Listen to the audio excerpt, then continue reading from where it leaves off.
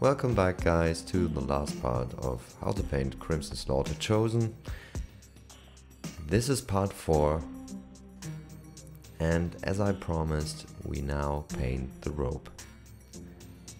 These colors we need to use for the robe. You will say, okay, this I do remember. These are the colors. This is for the black areas, this is for the golden areas, and Abaddon black, if you mess up some areas to clean it up. So I first used Balthasar gold for this ornament on the robe. Then shaded with Agrax Earthshade. And now we continue with the black areas. I use Eshin Grey now to highlight the top of this robe, which is exposed to the light. You will say, okay, this is pretty fast, but I needed to compress this whole tutorial a little bit.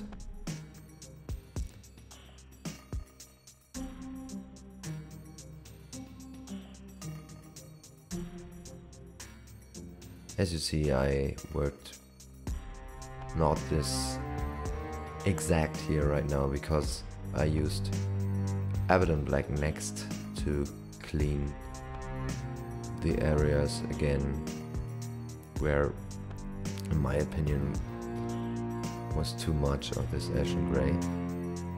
Don't forget the inner part of this robe.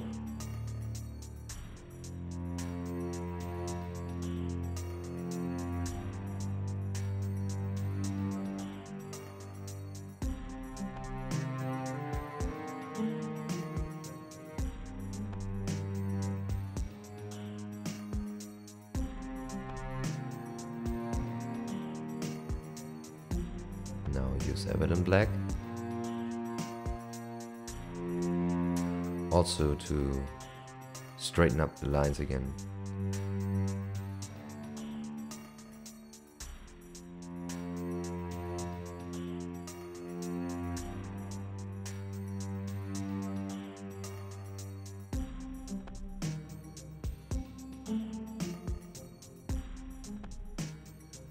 As you see, the shader is not dried yet.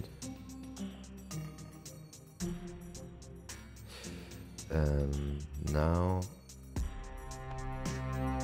I used Eshin Grey again to place some more highlights there until you're satisfied. So we now use Dawnstone to highlight the very edges of the black robe.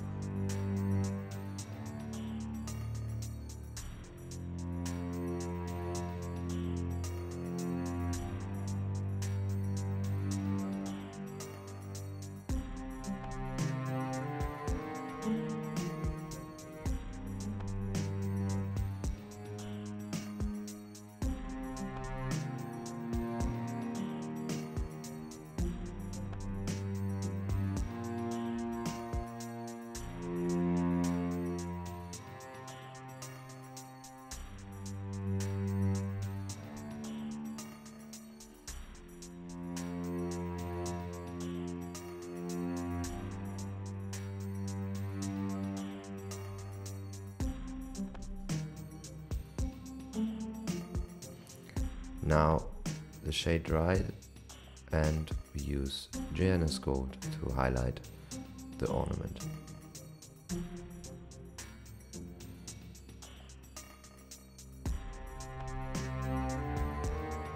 The last highlight is Auric Armour gold.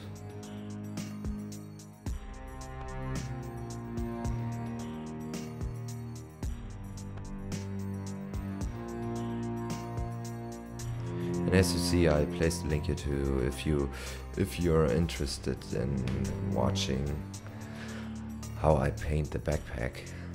Now I painted this eye in the middle of his armor with Macragge Blue as a base. And give it a second coat here.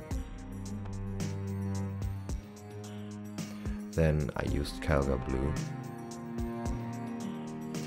So highlight the middle and keep some of the Macragge Blue, of the dark Macragge Blue.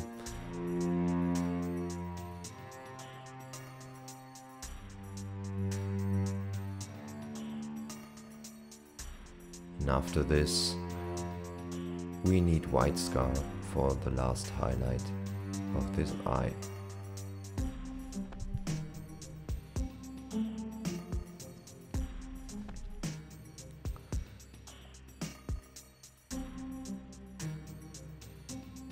And then use Abaddon black to paint a pupil. Vertical line in the middle. And that's enough.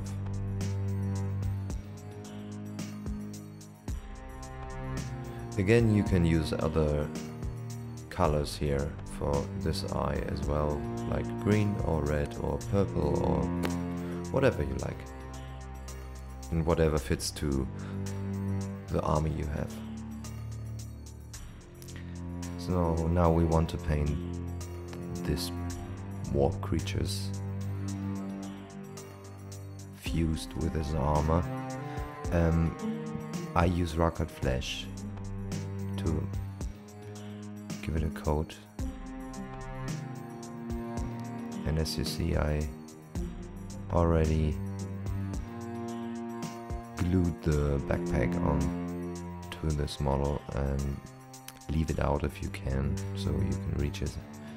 This part's easier.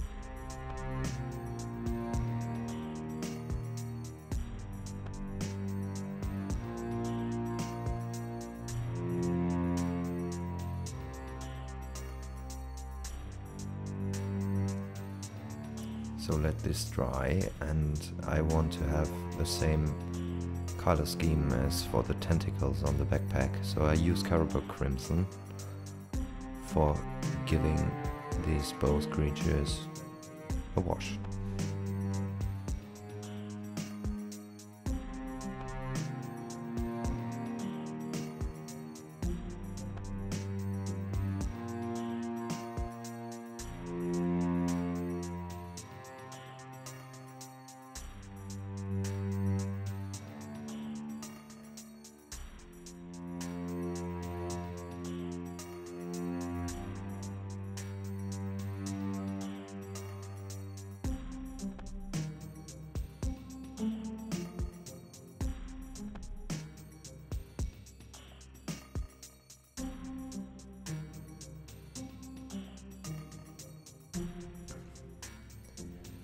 Next color we use is Kindleflame. It's a dry paint. You have to use a dry brush. I have only this medium dry brush. If you have a smaller one, just use it. I think it's better to control this.